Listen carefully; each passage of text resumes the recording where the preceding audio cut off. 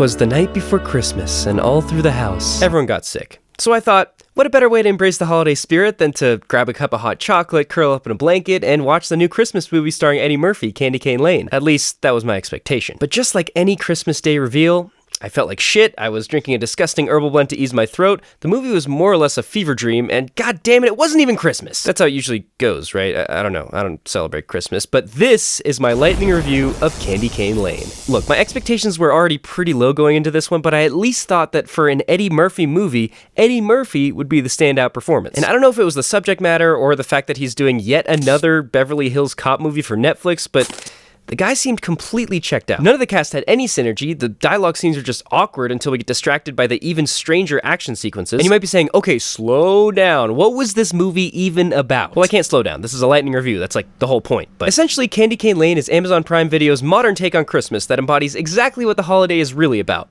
Capitalism. Eddie Murphy's character Chris and his family, who are all conveniently named after Christmas, fancy that, compete with their neighbors in a Christmas decorating contest worth $100,000. Which ends up being a scam because it's actually just $100,000 worth of coupons and tacos. Okay, is it just me or does it feel like streaming services keep releasing content about corrupt corporations as if they're trying to make light of the fact that they are the corrupt corporations? Anyways, Chris ends up finding the perfect holiday shop, which ends up being a trick because an evil elf is turning people into ceramic figurines of themselves. Look, I told you it felt like a fever dream, okay? It wasn't just me. But ultimately, the plot didn't matter that much because this movie was just kind of boring. The stakes were there, I guess, but it never really felt like it. The character development was less than half-baked. I mean, it barely made it into the oven. And more than anything, it kind of felt like that one Christmas episode of Community where all the characters turned into claymation versions of themselves. Actually, it felt a lot like that episode.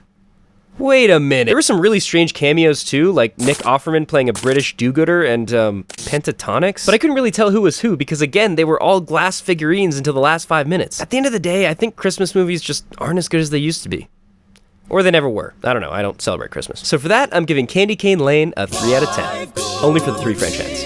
Only for that. Okay, now it's time to really embrace the holiday spirit and drink my sorrows away, so I'll see you later.